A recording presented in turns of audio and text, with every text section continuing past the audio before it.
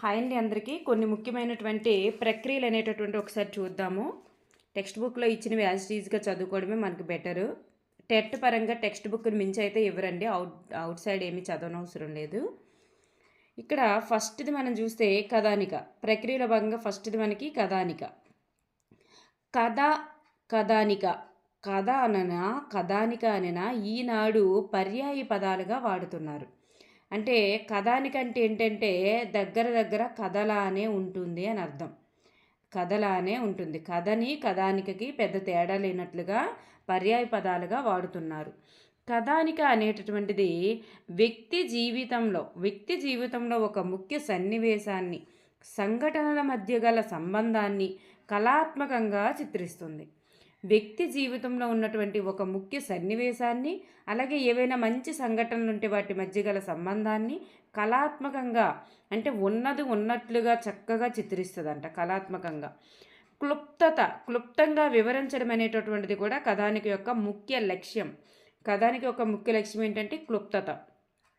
చెప్పదలుచుకున్నటువంటి విషయము పాఠకుల హృదయానికి హత్తుకునేలా చేస్తుంది. పాఠకుల హృదయానికి హత్తుకునేలా చేస్తుంది. అంటే అంత బాగా చెప్పదలుచుకున్న విషయం అనేటటువంటిది అంత కరెక్ట్గా కనిపిస్తుంది. పాత్రలు, నేపథ్యము, కథనము, జీవిత వాస్తవిక చిత్రణ. పాత్రలు, నేపథ్యము, కథనము, జీవిత వాస్తవిక చిత్రణ కథానిక ప్రక్రియలో ఉన్నటువంటి ముఖ్య భాగాలు. పాత్రలు, కథనము, నేపథ్యము, జీవిత వాస్తవిక చిత్రణ కథానిక ప్రక్రియలో ఉన్నటువంటి భాగాలు. అంటే తప్పనిసరిగా పాత్రలు ఉంటాయి, ఆ కథ యొక్క నేపథ్యం అంటే పుట్టు పూర్వోత్తరాలు ఉంటాయి, కథనం ఉంటుంది, జీవిత వాస్తవానికి సంబంధించినటువంటి చిత్రీకరణ అనేటువంటిది కనిపిస్తుంది. పాత్రలు, నేపథ్యము, కథనము, జీవిత వాస్తవిక చిత్రణ కూడా కనిపిస్తుంది అన్నమాట. నెక్స్ట్ చూద్దాం. నెక్స్ట్ చూస్తే శతకము. శతకము అంటే ఏమిటి? శతకము అంటే 100 పద్యాల రచన. 100 అనగా మనకు తెలుసు 100 పద్యాల రచననే శతకము అంటారు.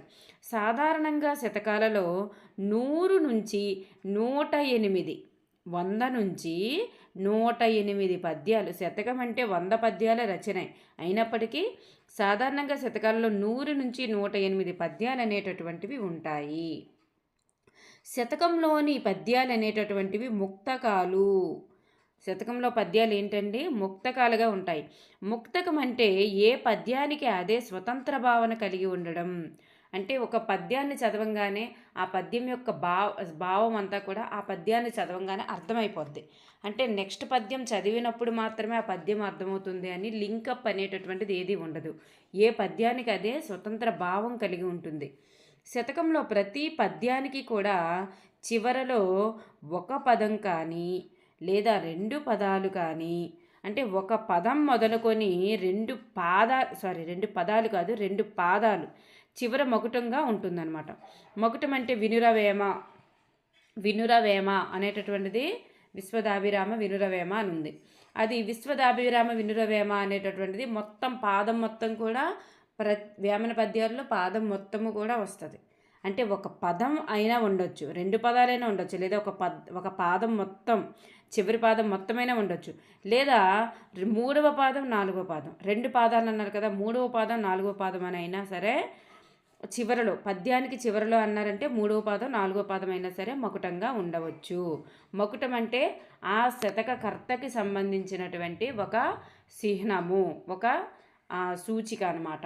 ఆ పద్యాన్ని ఆయనే రచించారని చెప్పేసి ఆయనకి సంబంధించినటువంటి వాక్యం అన్నమాట అది. నెక్స్ట్ చూద్దాం. నెక్స్ట్ ఖండకావ్యము. ఖండకావ్యము అంటే ఏమిటి? మహాకావ్యముల నుంచి రసాత్మకమైనటువంటి ఘట్టాలు లేదా ఒకే కథా వస్తువు కలిగినటువంటి ఘట్టములను విడిగా గ్రహించి రచించినటువంటి కావ్యాన్ని ఖండకావ్యము అంటారు. ఖండకావ్యములు అనేటటువంటివి ఎక్కడి నుండి గ్రహిస్తారండి? మహాకావ్యముల నుంచి గ్రహించి రసాత్మకమైనటువంటి ఘట్టాలు లేదా ఒకే కథా వస్తువు కలిగినటువంటివి. ఖండకావ్యంలో కథా వస్తువులు ఎన్ని ఉంటాయంటే ఒకే కథా వస్తువు కలిగినటువంటి ఘట్టములను విడివిడిగా గ్రహించి రచించినటువంటి కావ్యాన్ని ఏమంటారంటే ఖండకావ్యము అంటారు. అయితే దీనిలో కవి యొక్క భావం అనేటటువంటిది చక్కగా ఉంటుంది. వ్యర్థ పదాలకు అసలు వర్ణనలకు అవకాశమే ఉండదు. వ్యర్థ పదాలు కానీ వర్ణనలకు కానీ అవకాశమే ఉండదు. అంటే అంత స్పష్టమైన పదాలు ఉంటాయి. అలాగే ఆ కథా వస్తువుకు సంబంధించినటువంటి పదాలే ఉంటాయి. అదర్స్ ఎటువంటి వ్యర్థ పదాలు కూడా ఉండవు. అలాగే ఆత్మాశ్రయ రీతి వస్తు భావ శైలి కవితా రచనలలో నవ్యత అనేటటువంటిది కూడా ఉంటుంది. ఆత్మాశ్రయ రీతి ఉంటుంది. వస్తు భావ శైలి కవిత వస్తు భావ శైలి కవిత ఈ రచనలన్నింటిలో కూడా నవ్యత అంటే కొత్తదనం అనేటటువంటిది ఉంటుందంట. ఇవన్నీ కూడా కొత్తదనం అనేటువంటి ఈ రచనల్లో కొత్తదనం అనేటటువంటిది కనిపిస్తూ ఉంటుంది. నెక్స్ట్ వన్ చూద్దాం. ప్యారడీ అనేది ఒకటి ఇచ్చారు. ప్యారడీ అనగా అర్థం ఏమిటి? ప్యారడీ అంటే అనుకరించడం, అనుకరణ. ఒక పద్యాన్ని కానీ పాటను కానీ వ్యంగ్యంగా అనుకరించడం. వ్యంగ్యంగా అంటే కామెడీగా, వ్యంగ్యంగా అనుకరించి సృజనాత్మకంగా చేసి రాసినటువంటి రచననే ఏమంటారంటే ప్యారడీ అంటారు. ఒక పద్యాన్నైనా ప్యారడీగా రాయొచ్చు, ఒక పాటనైనా ప్యారడీగా రాయొచ్చు. ఒక పద్యాన్ని కానీ ఒక పాటని కానీ వ్యంగ్యంగా కామెడీగా చేసి దానిని అంటే పద్యాన్ని కానీ పాటని కానీ అనుకరిస్తారు. అనుకరించి ఏం చేస్తారంటే దానినే ఒక కామెడీగా మలుస్తారనమాట. కామెడీగా మలిసినటువంటి సృజనాత్మకంగా చేసినటువంటి రచనే ప్యారడీ.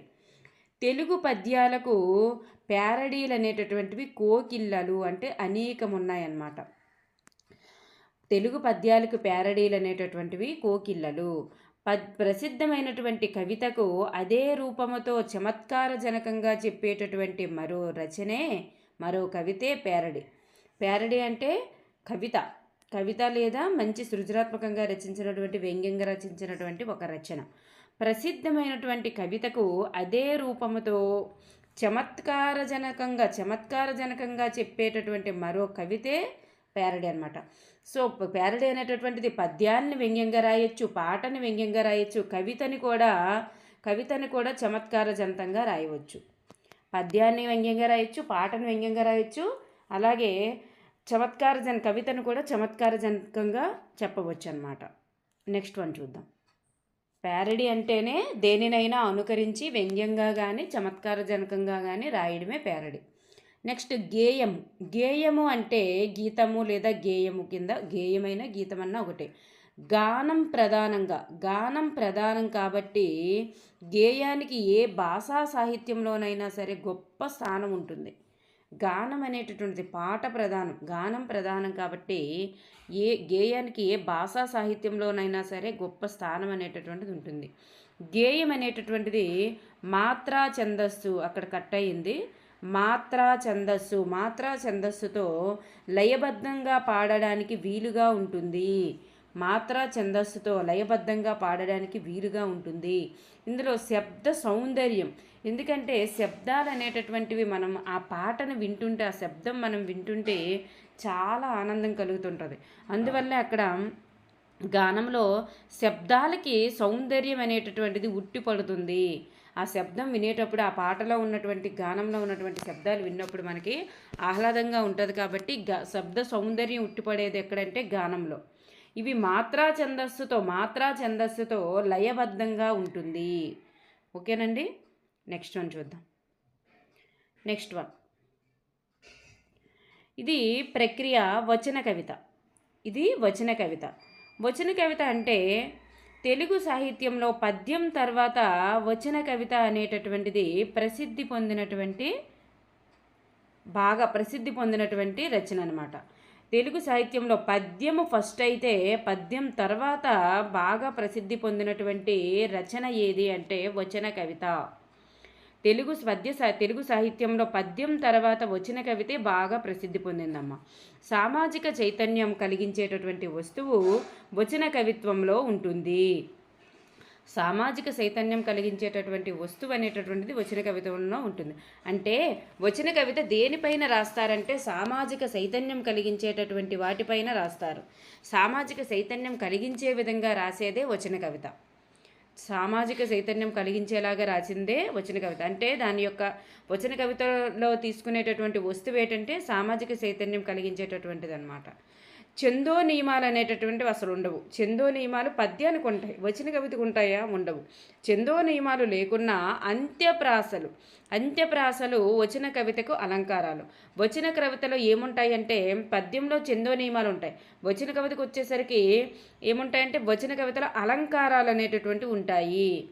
పద్యం తర్వాత వచన కవిత బాగా ప్రసిద్ధి పొందినప్పటికీ పద్యంలో చందో నియమాలు ఉంటాయి, వచన కవితకు వచ్చేసరికి అలంకారాలు అనేటటువంటివి ఉంటాయి.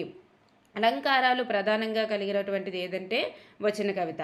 సో అల్పాక్షరాలలో అంటే తక్కువ అక్షరాల్లో అనల్ప అర్థాన్ని వచ్చేటటువంటి విధంగా, తక్కువ అక్షరాల్లోనే అనల్ప అర్థాన్ని వచ్చే విధంగా వచన కవిత రచన చేయడానికి వచన కవిత అనేటటువంటిది అనువైనది. అలంకారాలు చూడండి, అలంకారాలు ఎలా ఉంటాయి చెప్పండి. ఒక చిన్న వాక్యంలోనే ఒక పెద్ద అర్థం అనేటటువంటిది దాగి ఉంటుంది. అలా అన్నమాట. అల్పాక్షరాలలో అనల్ప అర్థాన్ని వచ్చేటటువంటి విధంగా వచన కవిత అనేటటువంటిది ఉంటుంది. వచన కవిత అనేది అలంకార ప్రాధాన్యం కలిగినటువంటిది, సామాజిక చైతన్యం కలిగించే వస్తువు వచన కవిత్వంలో ఉంటుంది. ఓకేనండి. నెక్స్ట్ వన్ ఆత్మకథ అంటే ఒక వ్యక్తి తన జీవిత అనుభవాలు భావాలతో కలబోసి తనకు తానే రాసుకునేటటువంటి సాహితీ ప్రక్రియే ఆత్మకథ. ఇది కేవలం ఆ వ్యక్తి చరిత్ర మాత్రమే కాదు, ఆ వ్యక్తికి సంబంధించిన చరిత్ర మాత్రమే కాదు, ఆయా కాలాలను ప్రస్ఫుటించేటటువంటి ఆయా కాలాలను కూడా ప్రస్ఫుటించే సమాజ చరిత్ర కూడా. ఇది ఉత్తమ పురుష కథనంలో ఉంటుంది. ఉత్తమ పురుష కథనంలో ఉండేటటువంటిది ఏది? ఉత్తమ పురుష కథనం అంటే ఏంటి? తాను ఉత్తమ కథ అంటే తన గురించి తను రాసుకునేటటువంటిదే ఆత్మకథ. ఆత్మకథ అంటే ఏంటి? తన గురించి తాను రాసుకునేది.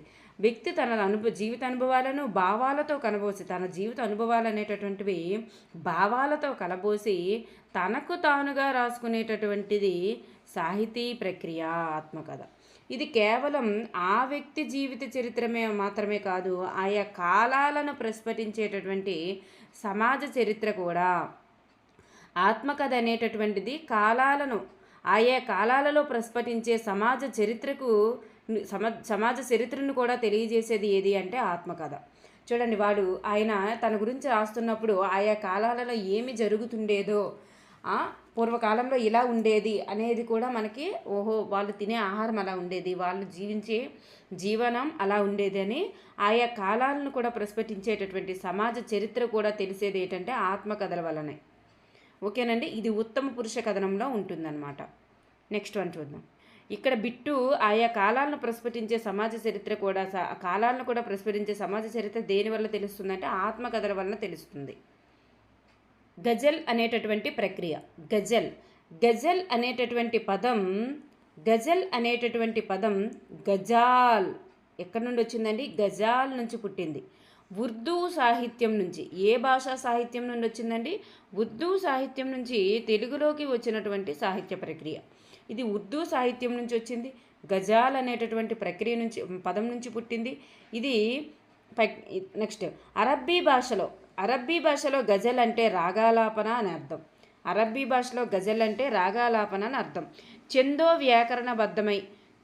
వ్యాకరణబద్ధమై లయాత్మకమైనటువంటి, ఇందులో ఛందస్సు అనేది ఉంటుంది, గజల్లో ఛందస్సు ఉంటుంది.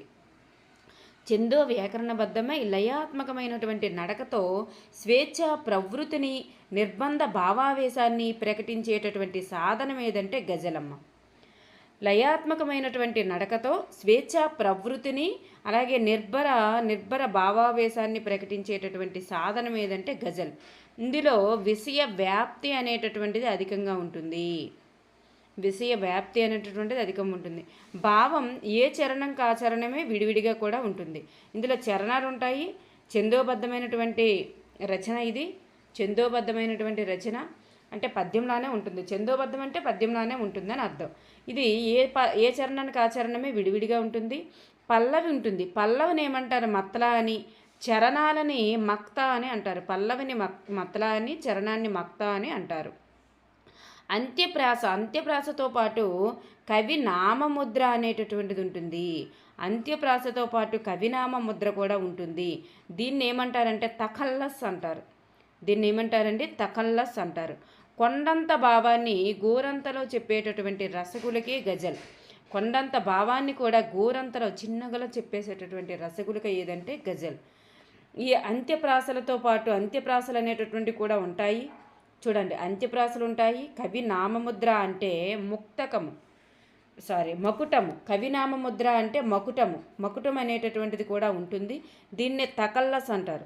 అక్కడ పద్యాల్లో మకుటం అంటాము, కవినామముద్రని ఏమంటారు? మకుటం అంటారు. ఇక్కడ కవినామముద్రని అంటే విశ్వదాభిరామ వినురవేమ అలా ఉంది కదా, దాన్నే కవినామముద్ర. అక్కడ పద్యాల్లోకి వచ్చేసరికి మకుటం అంటారు. ఇక్కడికి వచ్చేసరికి కవినామముద్రని ఏమంటారంటే తకల్లస్ అంటారు.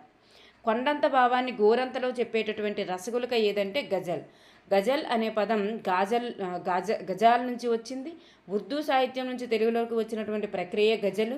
గజల్ అంటే అరబ్బీ భాషలో రాగాలాపన అని అర్థము. ఈ గజల్ ఛందోబద్ధమైనటువంటి లయాత్మకంగా పాడేటటువంటిది. నెక్స్ట్ గజల్ అనేటటువంటిది విషయ వ్యాప్తి అనేటటువంటిది అధికంగా కలిగినది. పల్లవిని మత్లా అని, చరణాన్ని మక్తా అని అంటారు. అంత్యప్రాసతో పాటు కవినామ ముద్ర కూడా ఉంటుంది. దీన్నే తకల్లస్ అని అంటారు. కొండంత భావాన్ని కూడా గూరంతలో చెప్పేటటువంటి రసగులిక ఏదంటే గజల్. ఓకేనండి. నెక్స్ట్ సాహితీ రూపకం. ఇది భువన విజయం అనుకుంటా పాటన ఉంది. సాహితీ రూపకం అంటే తెలుగు సాహిత్య ప్రక్రియలో రూపకం అనేటటువంటిది ఒకటి. దీనిలో నటులు ఆయా పాత్రలు అనేటటువంటివి ధరిస్తారు. అంటే నటులు ఆయా పాత్రల యొక్క గుణ రూపాలను ఆరోపించుకొని అభినయించడం. పాత్రలు ధరిస్తారు, నటులు పాత్రలు ధరించేసి, అంటే ఆ పాత్రల యొక్క గుణ రూపాలు, ఆ పాత్రలో ఎలాంటి గుణాలు అనేటటువంటివి ఉంటాయో అవి వాళ్ళకి వాళ్ళు ఆరోపించుకొని వాళ్ళు కూడా అలాంటివి నటించడం అన్నమాట. అదేవిధంగా ప్రవర్తించడం, అభినయించడం, దాన్నే సాహితీ రూపకం అని అంటారు. సాహితీ ప్రక్రియలో రూపకం అనేది ఒకటి, ఆయా పాత్రలు ధరిస్తారనమాట సాహితీ రూపకం అంటే. అక్కడే మనకి సమస్య అనేది కూడా ఒకటి ఇచ్చారు. అవధాన ప్రక్రియలో పద్యంలో ఒక పాదాన్ని తార్కిక అంశంతో ముడిపెట్టి వర్ణన చేయమని అడగడాన్నే సమస్య అంటారు. అంటే భువన విజయం పాఠంలో మనకి అక్కడ శ్రీకృష్ణదేవరాయలు అష్టదిగ్గజాలకి ఒక్కొక్క సమస్యను పూరించమని సమస్య పూరణాలు ఇస్తారు. ఆ సమస్య అంటే అర్థం ఏంటంటే అవధాన ప్రక్రియలో పద్యంలో ఒక పాదాన్ని తార్కికమైనటువంటి అంశంతో ముడిపెట్టి వర్ణన చేయు. ఒక పాదాన్ని ఇచ్చేసి దీన్ని తార్కిక అంశంతో ముడిపెట్టి దీన్ని వర్ణన చేయమని అడగడాన్ని సమస్య అంటారు. ఓకేనండి. నెక్స్ట్ వన్, ఇతిహాసం అంటే ఏమిటి? ఇతిహాసం అనగా పూర్వం ఇలా జరిగింది అని చెప్పినదే ఇతిహాసం. ఇతిహాసం అంటే అర్థం ఏంటంటే పూర్వం ఎలా జరిగిందని తెలియజెప్పినదే ఇతిహాసం. దీనిలో ఇతివృత్తం అనేటటువంటిది గతంలో జరిగినదై ఉంటుంది. ఇతివృత్తం ఎలా ఉంటుంది? ఇతివృత్తం అంటే ఇప్పుడు ఆ కథ అనేటటువంటిది ఎలా ఉంటుంది అంటే గతంలో జరిగినదై ఉంటుంది అన్నమాట. ఇవి తొల్లేటి కథలు. శ్రీమద్ రామాయణం మరియు మహాభారతాలని ఇతిహాసాలు అంటారు. ఇవేటండి తొల్లేటి కథలు, పూర్వం ఇట్లా జరిగిందని చెప్పేవి. అలాగే ఇది ఇతివృత్తం అనేటటువంటిది ఎలా ఉంటుందంటే గతంలో జరిగిందై ఉంటుందన్నమాట. పూర్వం ఇట్లా జరిగింది అని చెప్పేదే ఇతిహాసాలు. తొల్లేటి కథలు అంటారు. రామాయణము మరియు మహాభారతాలు అనేటటువంటి ఇతివృత్తాలు గతంలో జరిగినదై ఉంటుంది. ఇతివృత్తం అనేటటువంటిది గతంలో జరిగిందై ఉంటుంది. ఇక్కడికి కంప్లీట్ అయ్యాయండి. Thank you everyone.